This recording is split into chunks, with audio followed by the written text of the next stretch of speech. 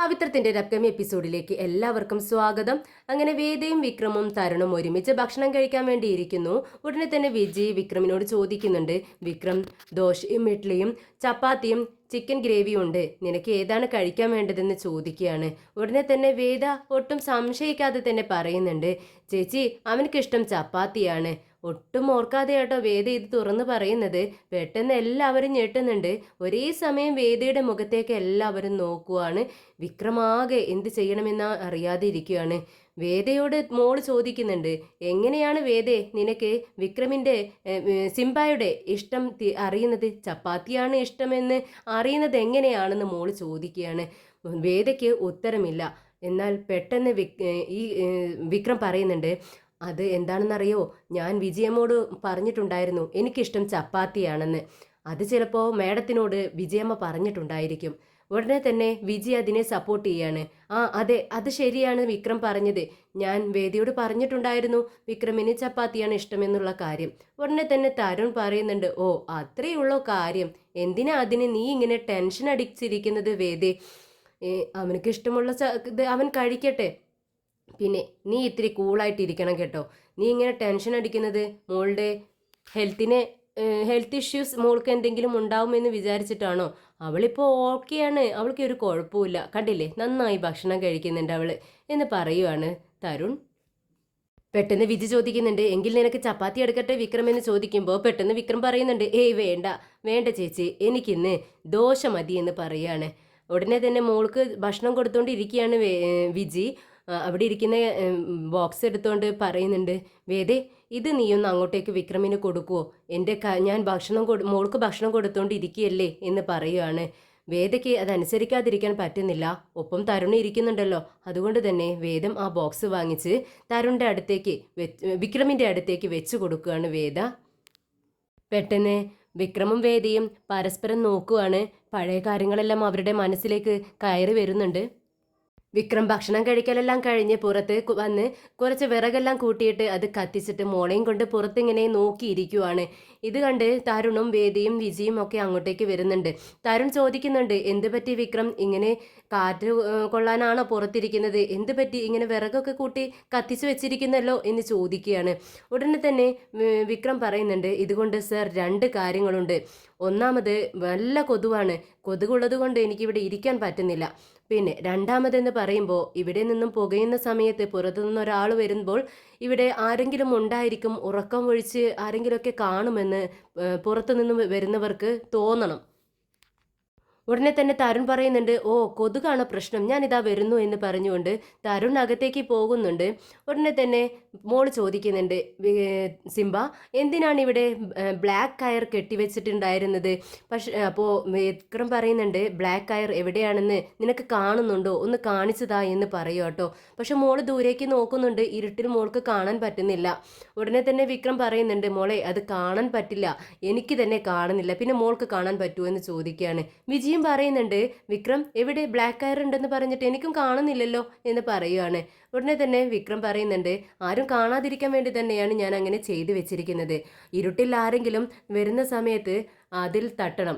ഉടനെ തന്നെ വിജി പറയുന്നുണ്ട്, എന്താ വിക്രം ഇത്, അതിൽ തട്ടി ആള് വീഴാൻ വേണ്ടിയിട്ടാണോ ഇങ്ങനെ കെട്ടിവെച്ചിരിക്കുന്നതെന്ന് ചോദിക്കുമ്പോൾ വിക്രം പറയുന്നുണ്ട്, അല്ല, ഞാൻ ആ കയറിന് അറ്റത്ത് തകര പാത്രങ്ങൾ കെട്ടിവെച്ചിട്ടുണ്ട്.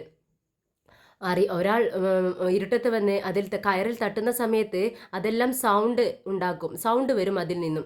അങ്ങനെ നമ്മൾ ഉറങ്ങിക്കിടക്കുകയാണെങ്കിലും മഴയാണെങ്കിലും കറണ്ട് പോയാൽ തന്നെ ആ സൗണ്ട് കേട്ട് നമ്മൾ ഉറക്കത്തിൽ നിന്ന് ഞെട്ടി ഉണരും, അത്രമാത്രം സൗണ്ട് അതിനുണ്ടായിരിക്കും. അതിനു വേണ്ടിയാണ് ഞാനിങ്ങനെ ചെയ്തതെന്ന് പറയുവാണ്.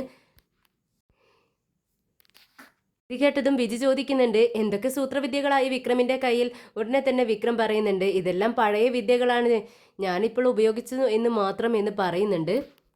അപ്പോഴേക്കും തരുൺ ഒരു കൊതുകുതിരി കത്തിച്ചു കൊണ്ടുവന്ന് വിക്രമിൻ്റെ അടുത്ത് വെക്കുന്നുണ്ട്.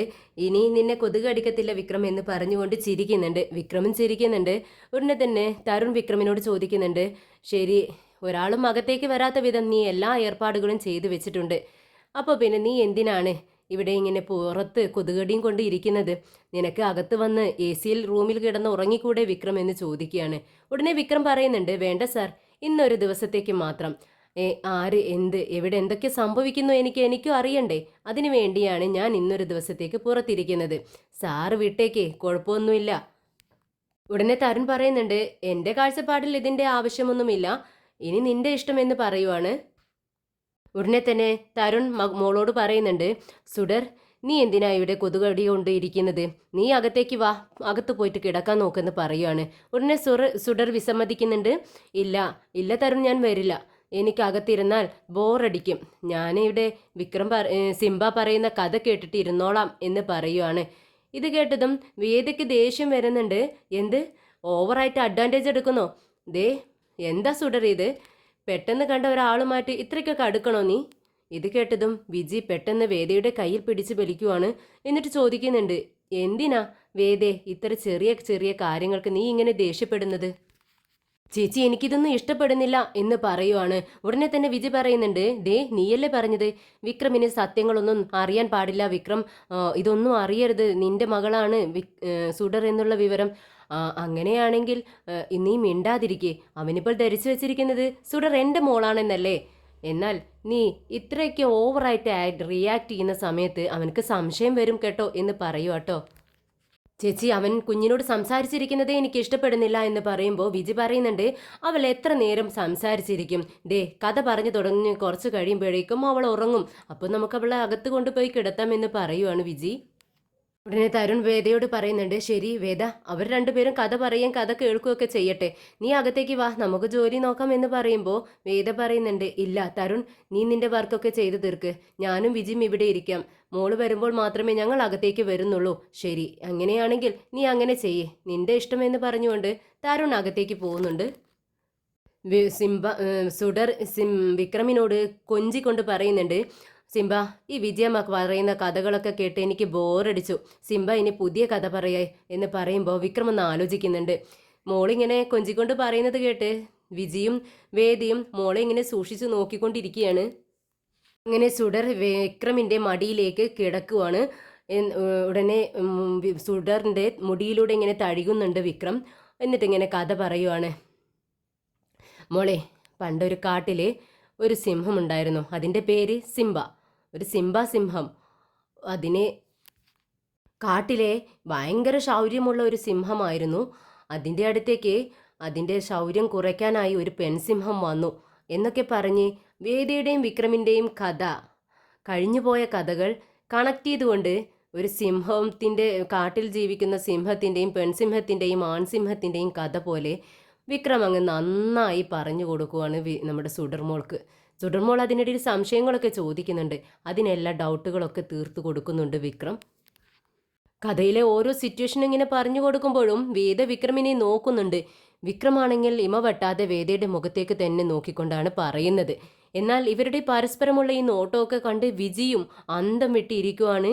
ഇവരുടെ ഉള്ളിൽ ഇപ്പോഴും ആ പഴയ സ്നേഹമുണ്ടോ എന്നിങ്ങനെ വിജിയുടെ മനസ്സിൽ തോന്നിപ്പോവാണ്.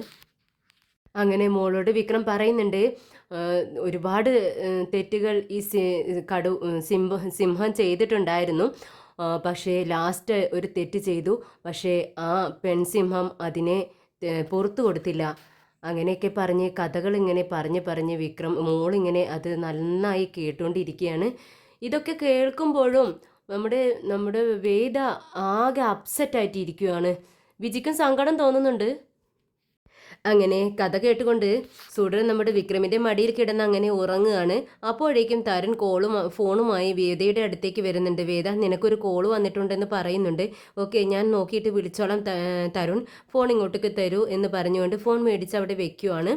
ഉടനെ തന്നെ തരുൺ പറയുന്നുണ്ട്, നോക്ക് വേദ, നമ്മുടെ മോള് സുഡർ വിക്രമിൻ്റെ മടിയിൽ കിടന്ന് ഉറങ്ങിയിരിക്കുന്നു എന്ന് പറയുവാണ്. എല്ലാവരും അങ്ങോട്ടേക്ക് നോക്കുന്നുണ്ട്. പെട്ടെന്ന് വിക്രം തൻ്റെ കണ്ണുകൾ തുടച്ച് സുഡറിനെ എടുത്ത് തോളിലിടുവാണ്. വേദ പെട്ടെന്ന് ചെന്ന് മോളെ തൻ്റെ തോളിലേക്ക് എടുത്ത് കിടത്തുന്നുണ്ട്. അപ്പോഴേക്കും വേദ അയ്യോ എന്ന് പറയുവാണ്. എല്ലാവരും വേദയുടെ മുഖത്തേക്ക് നോക്കുവാണ്.